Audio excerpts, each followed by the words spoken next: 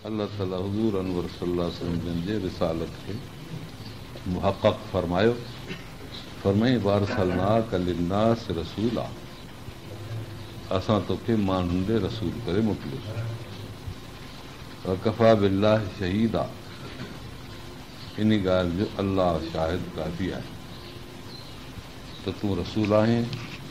माण्हुनि खे दुनिया में जे आख़िरत जो रस्तो, अलाह जे रज़ा जो रस्तो ॾेखारींदो। ऐं फरमाई त हाणे अलाह ताला तुंहिंजे मुतलिक़ माण्हुनि खे हीअ ॻाल्हि थो ॿुधाए त जेको असांजे रसूल जो ताबेदार थियो उन ॼण असांजी ताबेदारी कयो। रब थो फरमाए जेको असांजे रसूल जो ताबेदार थियो ॼण उहो असांजो फर्मा बरदार थियो। जेको उन खां मुंहुं मोड़े ॼण अलाह ताला खां मुंहुं मोड़े चुको। बाक़ी रहियो सुवाल त अहिड़े क़िस्म जे माण्हुनि सां तव्हां छा करियो? फरमाए थो त हिकिड़ी आहे पासबानी, चौकी कंहिं ते ॾेई ऐं उन ते नज़र रखणु। असां तोखे माण्हुनि जो चौकीदार कोन बणायो। लस्त अलैहिम बिमुसैतिर इन अलैना हियाबहम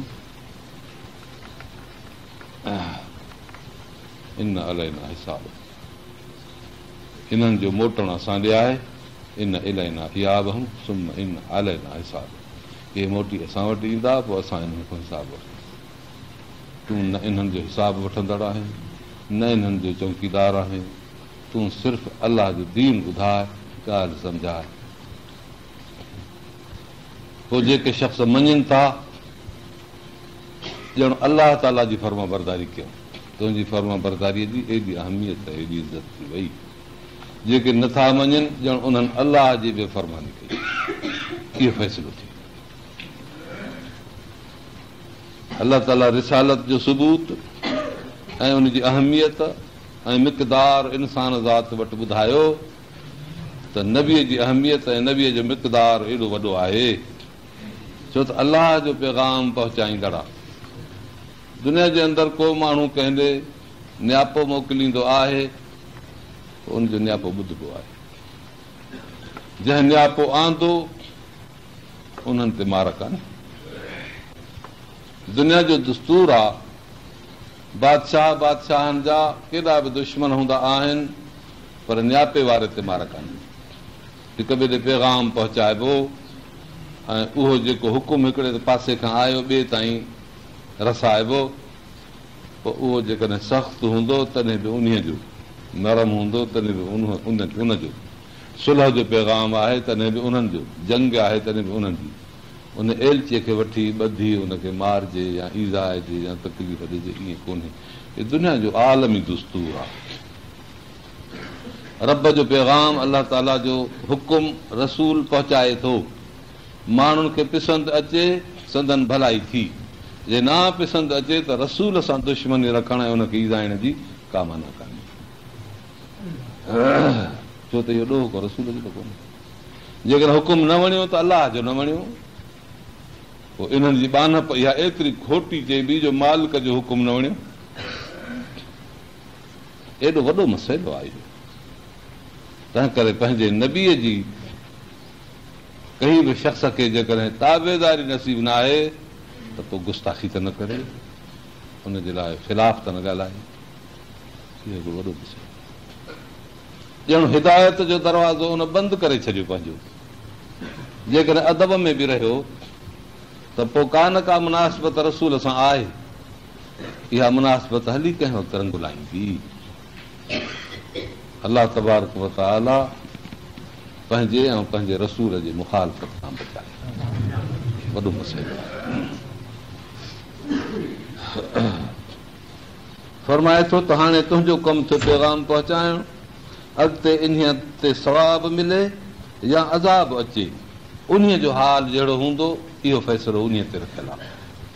जेकॾहिं चङो थी हलियो त अलाह अजुर ॾींदो, अहिड़ो अजुर न अखियुनि ॾिठो, न कननि ॿुधो, न इंसान जे दिलि में कॾहिं खटकियो त अलाह ताला वटि बि हेॾा मुंहिंजा आब ऐं इज़तूं आहिनि हेॾी वॾी। ऐं वरी जेकॾहिं बेफ़रमानी थी त उनजो इक़ाब ऐं तकलीफ़ ऐं अज़ाब उहो एॾो वॾो हूंदो जो इंसान खे ख़्याल में बि कोन्हे त एॾो अज़ाब बि थी सघे थो। तॾहिं फरमायईं त इन इलाइना इहा बहूं, तव्हांजो मोटण बि असां ॾे, इन अलाइना हिसाब ऐं इन्हनि शख़्सनि जो हिसाब किताब बि असां ते।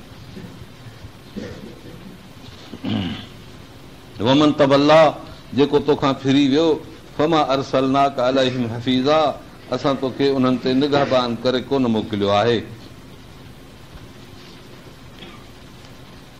नबी अकरम सल्लल्लाहु अलैहि वसल्लम जे क़ुरान ॿुधाइण ऐं पैगाम पहुचाइण वक़्तु संदसि आॾो माण्हू 3 क़िस्मनि जा हुआ। हिकिड़ा उहे जेके अखियुनि ते रखंदा हुआ, सहाबा किराम, सचा मुस्लमान, ख़ुसूसी मुहाजिरीन, उन्हनि खां पोइ 2 नंबर में अंसार। इहे उहे हुआ जेके हुज़ूर अनवर सल्लल्लाहु अलैहि वसल्लम जिन जे अरहे सरहदे मुंहं ॾे ॾिसंदा हुआ ऐं हुकुम जे फर्मा बरदारीअ जो रुॻो उन्हनि खे हमेशह ख़्यालु ऐं पहुचण जी देरि, हुकुम जे पहुचण जी देरि। बसि ईअं ख़बर पइजी वञे त बारगाह नबवी मां हे हुकुम सादर थियो आहे, पुछा गछा कान कबी पोइ, बसि उहो थी वियो सम्झो। एतिरा घणा मसइला आहिनि अहिड़ा जेको नबी पाक सल्लल्लाहु अलैहि वसल्लम जन खां न पर वाट ते ॿियनि खां रुॻो ॿुधऊं तॾहिं बि ताबेदार थी विया। हुज़ूर सल्लल्लाहु अलैहि वसल्लम जन जो क़िबलो बदिलियो, अॻे ॾखिण मुंहुं करे निमाज़ पढ़ंदा हुआ, ॾखिण न पर उत्तर मुंहुं करे निमाज़ पढ़ंदा हुआ। ॾखिण ॾे हुयो काबतुल्लाह, मदीने मुनवर खां उत्तर ते आहे बैतुल मुक़द्दस, अॻियनि नबियनि जो क़िबलो फ़िलहाल उन्हनि जी तरीक़े ते। पर हमेशह इंतज़ारु हूंदो हुयो त जेकर बैतुल्लाह शरीफ़ ॾे मुंहुं कजे। ऐं मके मुकरम में जॾहिं निमाज़ पढ़ंदा हुया नबी साईं जन त काबतुल्लाह जे ॾखिण पासे ॾांहुं बि पोइ उत्तर मुंहुं करे निमाज़ पढ़ंदा हुआ। काबो बि अॻियां अची वियो, अॻियनि जो क़िबलो बि उत्तर थी वियो। पर जॾहिं काबतुल्लाह छॾे 250-300 माइल परते हलिया आया उत्तर पासे ॾे त हाणे पुठी थी वई काबे ॾे। अलाह जो हुकुम त बैतुल मुक़द्दस ॾे मुंहुं करे निमाज़ पढ़बी, कमु उहो करिणो आहे। तबियत में ख़ासि ऐं तलब त जेकर असुल काबो हज़रत इब्राहिम अलैहिस्सलाम जो जेको आदम अलैहिस्सलाम ठारायो हो, वरी इब्राहिम अलैहिस्सलाम उनखे ठाहियो, उन ॾे मुंहुं कजे। कुरैश जो काबो बि इहो, हिन उम्मत जो काबो बि इहो, पर अलाह जी रज़ा। रब ताला फरमाए थो क़द नरा तक़ल्लुब वजहिक फ़िस समाअ, असां ॾिसूं था कॾहिं कॾहिं आसमान ॾे इन गर्ज़ में मथे मुंहुं करे ऐं इंतज़ारु कंदो आहे त इजो त को जिब्राइल अचे ऐं असांखे अचे चवे त काबे ॾे मुंहुं करियो। अलाह फरमाए थो असां तुंहिंजा इहे इंतज़ार ॾिसूं था। सो हाणे फवल वजहक शतरल मस्जिदुल हराम, हाणे तोखे हुकुम थियो आहे त तूं मुंहुं काबे ॾे कर। इंतज़ारु तुंहिंजो असां घणा ॾींहं ॾिठो। ऐं इहो वक़्तु उहो आहे जो निमाज़ में पहिरीं नबी साईं जन पढ़नि था क़िबलत आहिनि मस्जिद मदीने मुनवर हाल जेको हींअर रोज़ो अतार आहे उन खां ओलह पासे ते थोरो उत्तर मस्जिदियूं 2-3 आहिनि, ओॾांहुं इहा क़िबलत आहिनि मस्जिद बि आहे। उत्तर ॾे मुंहुं करे बीठे निमाज़ पढ़िया, जिब्राइल अलैहिस्सलाम आयो, पोयां सहाबा किराम जी जमात बि बीठी हुई। हिकदमि नबी सल्लल्लाहु अलैहि वसल्लम जन मुंहुं फेराए ओलह ॾखिण ॾे कयो, सहाबा किराम फिरी पोयां अची विया, छो त पुठ में त बीहणो आहे इमाम खे। जॾहिं नबी पाक सल्लल्लाहु अलैहि वसल्लम मुंहुं फेरे ॾखिण कयो त फिरी सिफ़ सॼी पोयां अची वई। अधु निमाज़ हेॾे अधु होॾे, क़िबलो त फिरी वियो, ईअं थी पियो धंधो।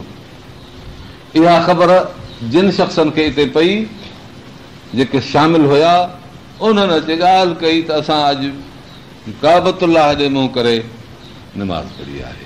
हिकदमि निमाज़ूं सभई ओॾांहुं पढ़ण लॻा, नबी साईं खां वधीक कोन पुछियो। पोइ ॾिठऊं पिए त नबी साईं जन क़िबले ॾे बैतुल्लाह शरीफ़ ॾे ॾखिण मुंहुं करे पियो पढ़ियो, पर हाली उन महिल ईअं रिवायत में अचे थो त अलाह ताला जो हुकुम आयो इनमल ख़मर वल मैसिर वल अंसाब वल अज़लाम रिजसुम मिन अमल शैतान फजतनबूह। इहो शराब ऐं जुआ, इहे बुछड़ा कम आहिनि शैतानी हरकतूं आहिनि, इन खां भॼी वञो, परे थियो, परहेज़ कयो। इन्हनि हुकुम इहो लही पियो, अलाह ताला फरमायो त इहो तव्हां ते हराम आहे। जॾहिं इहो हुकुम आयो त हिकिड़ो शख़्स घिटियुनि में रुॻो पढ़ो ॾींदो पियो वञे, अलाह ऐं अलाह जे रसूल तव्हां ते शराब हराम कयो आहे। इहो चवंदो टोड़ंदो हलियो वियो। हज़रत अनस थो चवे त मां पंहिंजे अंसार जी हिकिड़ी जमात खे, जेके महिमान हुया, हज़रत अबू तलह अंसारीअ जे घर में मां छोकिरो हुउसि, उन्हनि खे बि पीआरियो अंगूरनि जी रस, ॿियो खजीअ जी ताड़ी, टियों जूअर खे घोटे ऐं उन में पाणी विझी रखंदा हुआ, पोइ उहो बि उस ते मची पवंदो हो। ईअं ॿ टे क़िस्म जा शराब मदीने मुनवर में हलंदा हुआ। खजूर जे रस मंझां बि शराब ठाहींदा। सो जॾहिं जो न उहो आवाज़ पहुतो चई, इहो ॾिसी त कहिड़ो आवाज़ आहे, को पढ़ो घुमाईंदड़ वियो ॿाहिरि, त उहो चवंदो थो वञे त अलाह अलाह जे रसूल शराब हराम कयो। चई त साईं अलाह अलाह जे रसूल शराब हराम कयो। अनस खे चई त इहे मटका आहिनि, इहे नालीअ वटि वञी हिनखे हारे वञो त ॿाहिरि उन भित जे टुंगड़े खां वेही गिटियुनि में हलिया विया।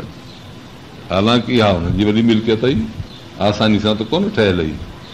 ऐं अॻे हलाल हो पीअंदा हुआ, मनो कान हुई, हाणे आराम थी वियो त बसि आराम थी वियो। सुवाल ई पैदा नथो थिए जो पोइ वरी चवनि त हीअ हराम शइ आहे, भला आदत पियल आहे असांखे, या कॾहिं कॾहिं त खणी पीऊं न, बसि थियो, छुटो त वरी छुटो। सहाबा किराम जो अमल हिकिड़ो एॾे क़िस्म जो ऊचो अमल हुयो, एॾो बुलंद किरदारु हो इन्हनि शख़्सनि जो, वॾो मसइलो हुयो। मां अर्ज़ु कयो त हिकिड़ा अहिड़ा हूंदा हुआ जो नबीअ जे अरहे सरहे मोहरे ॾिसंदा हुआ, हुज़ूर पाक सल्लल्लाहु अलैहि वसल्लम जे अंदाज़ मंझूं मसइला सम्झंदा हुआ। रावी थो रिवायत करे, असां कॾहिं कॾहिं नबी साईं जन वटि ॻाल्हियूं कंदा हुआसीं, जाहिलियत जूं कसियूं पकियूं, पोइ इहे वेठा ॿुधंदा हुआ, पोइ पाण बि मुरकंदा हुआ, असां बि खिलंदा हुआसीं। कॾहिं पाण बि उन में ॾुख कंदा हुआ, अहिड़ियूं ॻाल्हियूं ॾुख जहिड़ियूं हूंदियूं, असांखे बि ॾुख थींदो हो। कॾहिं कॾहिं अहिड़ियूं ॻाल्हियूं हूंदियूं जो पाण खे उन्हनि ॻाल्हियुनि ॿुधण ते हया ईंदो हुयुसि, जीअं शर्म लॼ अचे, तीअं असां संदन चहिरे में थोरी ॻाढ़ ऐं सुर्खी ॾिसंदा हुआसीं, ॻाल्हि बंदि करे वेंदा हुआसीं, चवंदा हुआसीं नबी साईं खे ॾिसंदा न आई आहे, बसि ॼण हुकुम थी वियो त ॻाल्हि न करियो। हे हुयो अंदाज़ सहाबा जो हुज़ूर पाक सल्लल्लाहु अलैहि वसल्लम जन ॾे निहारण ऐं ॾिसण मंझां मसइलनि जो, ईअं मसइला सम्झंदा हुआ। इहा जमात ही जंहिं इस्लाम खे मुल्क जे अंदरि खणी अॻिते वधायो, ऐं उन्हनि जेको उतां धिड़को ॾेई छॾियो इस्लाम खे, अॼु ताईं गाॾी गिड़कंदी पई अचे। एॾो तेज़ धिड़को ॾेई छॾियऊं पंहिंजे किरदार ऐं पंहिंजे आमाल ऐं पंहिंजे अख़लाक ऐं पंहिंजे सिदाकत ऐं सचाईअ जो अॼु ताईं इस्लाम हलियो पियो अचे। अलाह ताला असांखे उहा ताबेदारी नसीब फरमाए। हिकिड़ी जमात सां अहिड़ी जेके रुगो सिर तरीअ ते खयूं वठंदा हुआ, घुमंदा। वेचारे हिकिड़े शेर चयो आहे त सिर कटाती हैं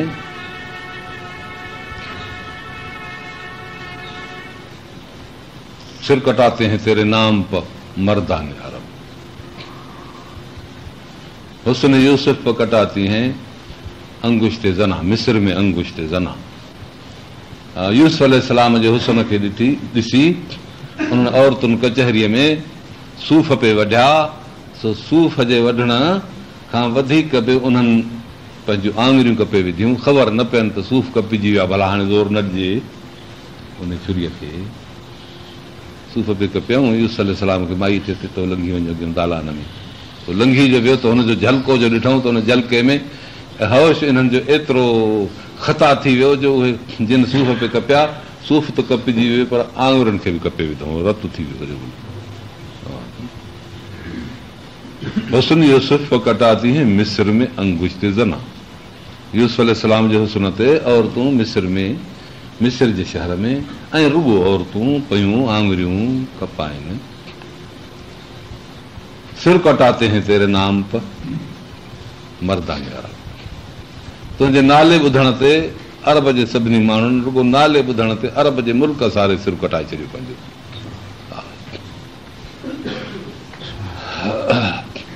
न सिर्फ़ अरब पर सारी दुनिया जा माण्हू मुस्लमान थिया, मुजाहिद थिया, जंगियूं कयूं, अलाह ताला जी दीन खे पखेड़ियऊं हिन मुल्क ताईं, चीन ताईं, हेॾे रूस ॾे सारी दुनिया जे अंदरि इस्लाम पहुची वियो। ॿी जमात हुई जेका सफ़ा इनकार टुप असली कुफार लियगीज़ बिहिमुल कुफार। इन जमात जे जेका पहिरीं ॿुधायमि मुक़ाबिले में हा सिधा तव्हां काफ़िर लियगीज़ बिहिमुल कुफार मसलहुम फी तौरात व मसलहुम फिल इंजील। इन्हनि जो शान तौरात ऐं इंजील में अलाह ताला अॻे ई बयानु कयो त मोहम्मद रसूलुल्लाह सल्लल्लाहु अलैहि वसल्लम अहिड़ो नबी ईंदो जंहिंजे सहाबा जो ही शान हूंदो ऐं अहिड़ा अजीब हूंदा उहे रुहमा बैनहुम, हिक ॿिए ते रहीम करीम, तराहम रुकन सुजदा, ॾिसंदा आहिनि रुकू सजदे में, अशिद्दा अलल कुफार, काफ़िरनि ते सख़्तु हूंदा, वल्लज़ीन माहू, ऐं उन्ही सां गॾु साथ हूंदनि। साथ वारनि जो सरदार सईदना अबू बकर सिद्दीक़, जेके शिदत कंदड़ काफ़िरनि ते उन्हनि जो सरदार हज़रत फारूक आज़म, हिक ॿिए में मुहबत करण ऐं बाझ करण वारा उन्हनि जो सरदार सईदना उस्मान गनी रज़ी अल्लाह ताला, रातियुनि जूं रातियूं सजदनि में खपाइण वारा, पंहिंजे वक़्त खे उन में मसरूफ़ करण वारा हज़रत अली करम अल्लाह वजू, उन्हनि जो सरदार। अलाह ताला फरमाए थो त इन्हनि जा शान असां तौरात ऐं इंजील में बयानु कया ऐं हिन क़ुर में खणी आहे। इहा ॻाल्हि त कीअं मसलो बि तौरात क़ुर जी ॻाल्हि लियगीज़ बिहिमुल कुफार, जीअं काफ़िरनि खे गुस्सो अचे, कावड़ अचे, भली साड़ अचे, नबी जी जमात खे ॾिसी भली उहे सख़्तीअ में अचनि त अचनि। असांजे दीन जी ख़िदमत आहे, फर्मा बरदारी आहे, जेको बि कंदो काफ़िरनि खे पिसंदि न ईंदो। अॼु ताईं तव्हां इहा ॻाल्हि गौर करे ॾिसंदव ईअं तव्हांखे लॻंदी जेतिरे जेतिरे क़दुरु इख़लास हूंदो एतिरे एतिरे क़दुरु ताबेदारी बि हूंदी, एतिरे एतिरे क़दुरु मुखालिफ़ टकर बि हूंदो। इहो कोन थो अचे, इहा सुन्नत रसूल आहे। हे साईं ॿ जमातूं ऐं टी जमात जेका आहे जेके अज़ू अलैकुम अनामिल, तो वटि कचहरी में वेठा आहिनि, ॻाल्हियूं ॿुधनि था पर मुंहुं हेठि करे पंहिंजे आङुरनि खे चक था पाइनि सितनि वांगुरु। त अहिड़ी ॻाल्हि तूं करे पियो कावड़जनि वठी करे बि कुझु न सघनि ऐं वरी कलमो बि पढ़नि, नबी साईं सन नमाज़ बि पढ़नि। अहिड़ी जमात मुनाफ़िक़ीन जी जमात।